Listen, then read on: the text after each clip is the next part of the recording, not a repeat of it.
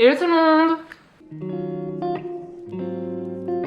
J'espère que vous allez bien. Aujourd'hui je vous retrouve dans une nouvelle vidéo pour vous faire un top. Alors je vous avais fait un top de films des années 80 que j'avais kiffé faire. Et là je vous retrouve pour le même type de vidéo. Sauf que là je vais vous faire mon top film des années 90. Alors j'ai mon téléphone avec ma petite liste et du coup on commence tout de suite. Alors c'est... Oui non c'est pas tout à fait croissant. C'est pas grave. Alors le premier que je vais vous citer, j'avais cité le 1 dans celui des années, le top des films des années 80. Là je vous cite le 2 qui est mon préféré. Je pense que, si vous me suivez, vous savez lequel c'est, hein, parce que c'est un film dont je parle tout le temps. Vraiment sur ma chaîne, je crois que j'arrive à le caler au moins une fois par vidéo, celui-là. C'est L'Histoire sans fin 2 de 1990. Celui-ci, je l'aime trop, c'est mon préféré sur les 3. Parce que oui, il y en a eu 3, le 3 n'a pas fait beaucoup parler, bref, voilà. Le 2, je l'aime trop, pour la simple et bonne raison que dans le film, là, pour le coup, Bastien est réellement à Fantasia. Voilà, il m'en faut pas plus. Dans le 1, Bastien lit l'histoire, mais il est pas dedans, parce qu'en fait, il lit l'histoire d'Atriou, c'est Atriou qui fait tout, Bastien il lit juste. Là, dans le 2, pour le coup, Bastien est vraiment à Fantasia. Et voilà, bref, il m'en faut pas plus pour aimer un film. Je l'aime trop, c'est mon préféré. Et c'est le premier que je dis dans ce top. Voilà. Le deuxième qui est avec un acteur qui est dans L'Histoire sans fin 2. C'est un film également de 90, j'ai eu un bug.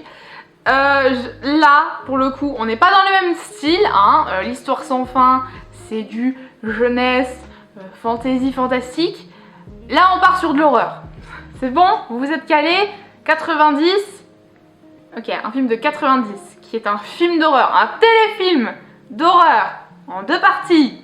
Quand on assemble les 2 parties, le truc fait plus de 3 heures. C'est inspiré d'un roman. D'horreur du coup. D'un auteur, le roi de l'horreur, en livre, j'ai envie de dire. C'est de notre période tout du moins. Est-ce que j'ai besoin de plus détailler? C'est aussi, ça fait partie de mes films d'horreur préférés, même de mes films préférés de tous les temps je pense. Vous avez trouvé, je vous donne un dernier indice. Clown. Là c'est bon, vous avez trouvé, obligé. Ça, il est revenu de 1990, évidemment. Vous connaissez mon amour, je sais pas si on peut parler d'amour par contre, pour un film d'horreur, je sais pas. On va dire quand même d'amour pour ces films-là. Pourquoi? Je ne sais pas, surtout que j'ai peur des clowns. Surtout les clowns normaux, donc celui de 90 en fait c'est le pire. Entre celui de 90 et celui de 2017, faut savoir que c'est celui de 90 qui me fait le plus peur. C'est con hein, mais en fait voilà, je sais pas pourquoi, mais voilà. Donc forcément ce film fait partie de mon top de films 90 parce que je l'adore tout simplement. Voilà. Et donc je l'ai dit au début, il y a l'acteur qui joue Bill dans ça, joue également Bastien dans L'Histoire sans fin 2. Voilà. Dans ça, il y a beaucoup d'acteurs en fait, parce qu'il y a aussi Seth Green, donc on a vu dans Buffy, qui joue Oz. Il y a aussi, comment elle s'appelle, Emily Perkins. Je crois que c'est Emily, je suis pas sûre, je veux chercher. Je crois que c'est Emily Perkins, mais je ne suis absolument pas sûre. Yes, Emily Perkins. Qui joue dans Supernatural. Elle joue genre la fan amoureuse de Sam. Voilà. Et elle joue Beverly dans ça de 90. Voilà. Voilà. Est-ce qu'on parle de ce film? Non. Un clown tueur, enfin une entité qui prend la forme de clown pour tuer et manger des enfants. inspiré, adapté du roman ça de Stephen King, et Stephen King s'est inspiré d'un tueur en série pour le personnage de Pennywise, de Gripsou en français. C'est bon? Vous êtes calés? Vous êtes posés? Vous avez compris? Voilà. Je pense qu'il n'y a pas autre chose à dire sur ce film et que qui est connu quoi. Enfin voilà. Troisième film, on reste dans vraiment là un film de 90. On part sur un film fantastique réalisé par Tim Burton aux couleurs extrêmement vives, sauf un endroit où c'est pour le coup très sombre, très dark en fait, avec, bon évidemment, Johnny Depp, j'ai envie de vous dire, il est dans tous les films de Tim Burton. Et c'est pas Sigourney Weaver, c'est l'autre. J'ai un problème avec les noms, hein. Qui joue dans Stranger Things, celle qui joue Joyce, c'est... Et qui joue dans Dracula aussi. Winona Ryder, voilà, putain, je la retiens jamais. Winona Ryder, à chaque fois je veux dire Sigourney Weaver, mais non c'est Winona Ryder, voilà.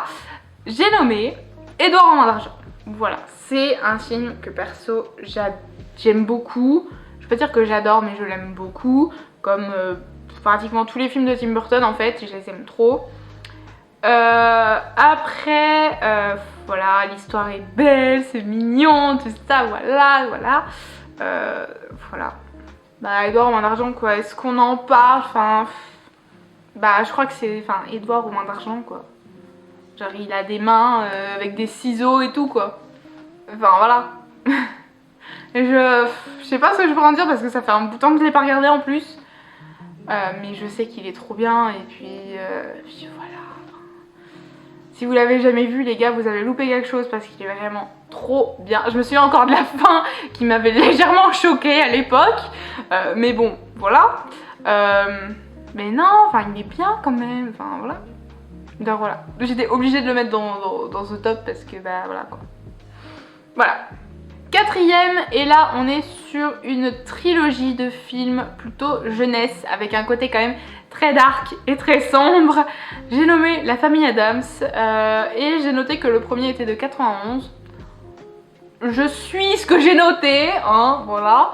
La Famille Addams, pareil, est-ce qu'on en parle récemment, ça se trouve il y a 2 ans déjà. Non, ouais. Oui, facile 2 ans je crois en fait. Il y a le film animé qui est sorti de La Famille Addams. Et puis bah, là il y a la série aussi qui est encore plus vieille que les années 90. Je sais pas de quand elle date. Mais où on a le fameux générique.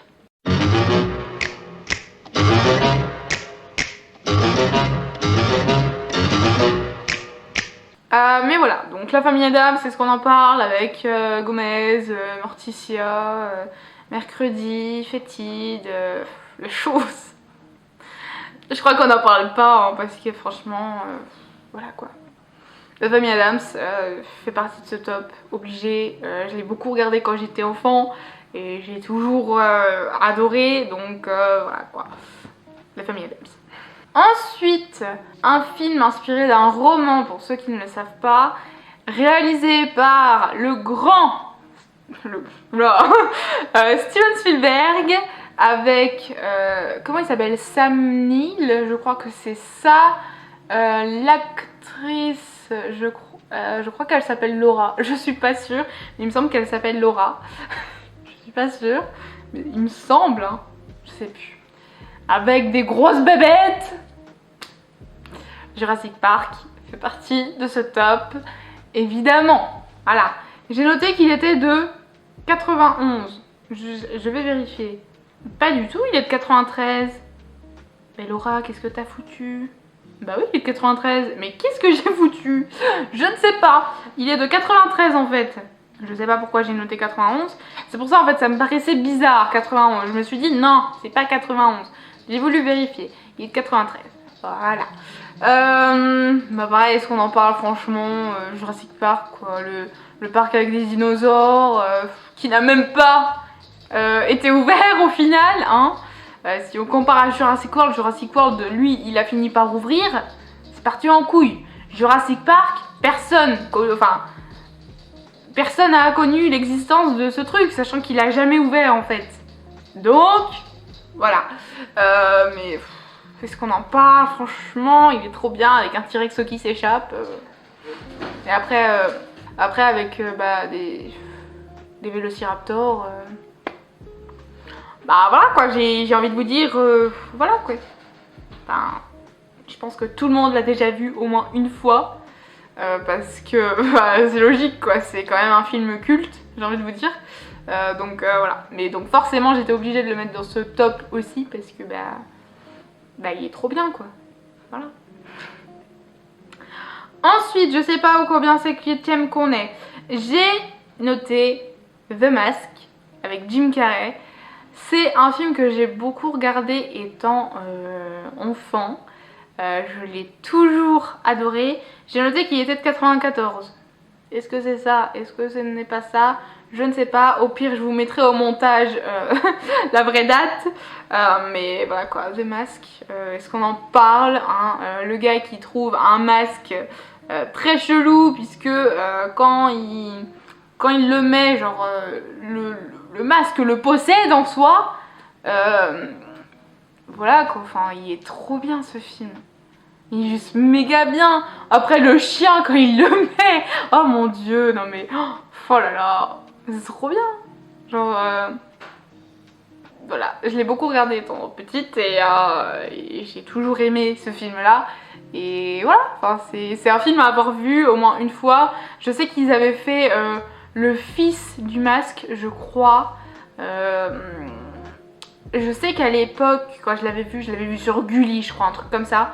Je sais que je l'avais bien aimé, mais là maintenant, je saurais même pas vous dire de quoi il parle, en fait.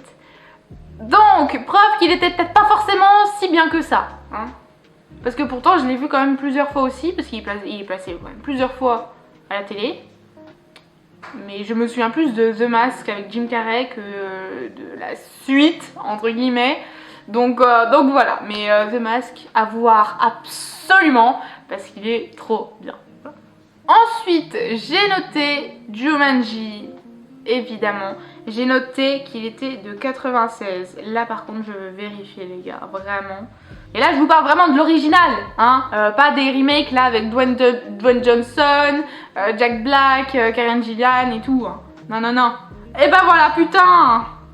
Oh. Non mais je cherche Jumanji, les premiers qui me sortent c'est les remakes. Non. Non. Il est de 95, Jumanji, l'original, je vous parle. Et c'est avec le grand Robin Williams. Voilà. Il y a aussi Kirsten Dunst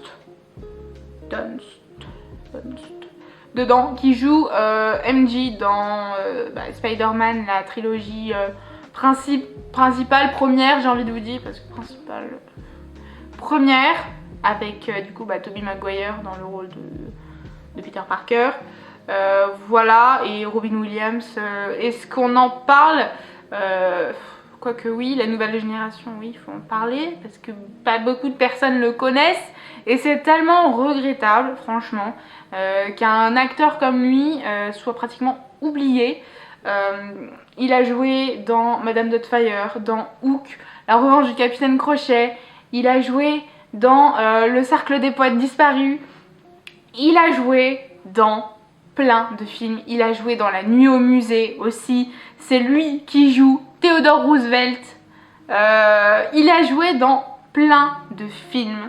Et franchement, si vous ne connaissez pas cet acteur, les gars, vous avez loupé des dizaines de superbes films. Enfin vraiment, vous avez loupé de ces pépites en termes de films, les gars. C'est juste pas possible. Si vous connaissez pas cet acteur, il y a vraiment un souci quelque part parce que voilà.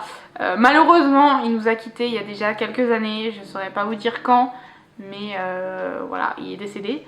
Mais raison de plus pour continuer d'en parler, de lui rendre hommage en continuant de regarder ses films et d'en parler surtout, parce que ça reste des films quand même cultes et qui sont méga bien. Donc franchement, voilà. Allez les regarder si vous ne les connaissez pas.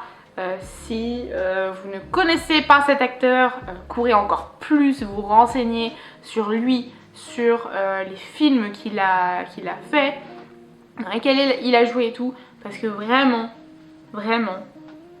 il est excellent. Voilà. Donc j'ai mis Jumanji, mais évidemment je pourrais dire tous les films de Robin Williams, même s'ils sont pas forcément de 90, mais voilà.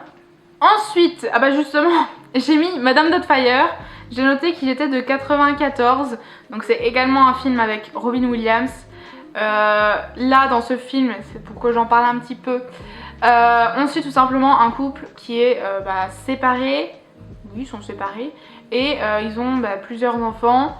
Et le mari va décider de se déguiser en bonne femme, en fait, en bonne, ouais, en nounou, tout ça, pour justement revoir ses enfants parce qu'il peut pas les voir, enfin voilà. Donc pour les revoir et tout ça. Et voilà, c'est un film qui est très drôle et qui est incroyable, vraiment. La fin, elle est trop bien. Le film en entier est excellent et franchement, voilà, je ne peux que vous le recommander parce qu'il est vraiment trop bien. Donc voilà, Madame Doubtfire, si vous l'avez jamais vu, courez le voir parce qu'il est trop bien. Avant-dernier film, et là, j'ai nommé le grand film avec un orque, Sauver Willy, qui est un film, j'ai noté, de 94, j'espère que c'est ça, au pire je rectifierai au montage évidemment. Est-ce qu'on parle de ce film qui est juste incroyable? Ma soeur là pendant plusieurs jours a regardé le 2 d'affilée, voilà. Faut dire il est très bien aussi le 2. Mais voilà, Sauver Willy, l'orque voilà, qui est dans un bassin, qui rencontre un garçon et qui vont devenir amis. Est-ce qu'on peut dire ce terme, hein, même si c'est quand même un orque et un enfant, ils deviennent amis. Et après il va y avoir tout un truc de méchant, tout ça, voilà. Et au final, ils vont peut-être réussir à libérer Willy. Voilà. Sachez que Sauver Willy a été fait avec en soi un vrai orque et que, pas pour tout, hein, parce que la dernière scène, là c'était pas un vrai orque. Hein. Voilà. Mais voilà, et qu'un orque a été libéré grâce à ce film. Donc voilà. Et enfin, le dernier film que j'ai mis dans ce top, c'est Sister Act avec Whoopi Goldberg, Maggie Smith aussi, qui joue dedans. Maggie Smith, Minerva McGonagall dans Harry Potter, voilà. J'ai noté qu'il était de 92, il me semble que c'est juste pour le premier. Le 2, je sais pas du tout de quand il est. Mais les deux sont aussi bien l'un que l'autre. Perso, je préfère le 2 pour le coup. Mais les deux sont très bien. Et voilà, est-ce qu'on en parle? Enfin, au départ, c'est quand même une chanteuse de quoi? De cabaret, de club, de je sais pas trop quoi, qui va voir tout simplement un meurtre avoir lieu sous ses yeux. Et manque de peau, le tueur l'a vue et va essayer de la poursuivre. Elle va aller chez les flics, le dénoncer et tout ça, voilà. Sauf que c'est une personne qui est haut placée. Donc ça pose problème quand même. Et en fait, le flic va tout simplement la mettre sous couverture, non pas sous couverture, mais genre protection des témoins, si je peux dire, dans un couvent. Voilà, c'est bon, vous êtes posé. Dans un couvent. Et donc au départ, c'est compliqué parce que bon, elle passe de chanteuse de cabaret, tout ça, avec des tenues waouh, qui t'en mettent plein les yeux, à une bonne sœur, quoi. Sœur Marie-Thérèse. C'est ça son nom de... pas vraiment de couverture, mais voilà, pour passer inaperçu. Elle arrive dans ce couvent là où il chante entre guillemets et elle va leur apprendre à chanter mieux en fait et à chanter mieux et voilà. Bref, c'est un très bon film que je vous recommande si vous voulez rire, passer un bon moment et tout ça. Il est excellent, voilà. Donc foncez si vous l'avez jamais vu et voilà. Du coup voilà, si vous avez vu des de ces films, n'hésitez pas à me le dire, j'arrive plus à parler, à me le dire dans les commentaires. Si vous en avez vu d'autres, n'hésitez pas à me le dire aussi, qui rentrent dans cette catégorie. Après je sais que une partie 2 est prévue, parce qu'il y en a beaucoup, mais voilà. Mais du coup voilà, du coup moi je vous dis à la prochaine pour une nouvelle vidéo, portez-vous bien, bye.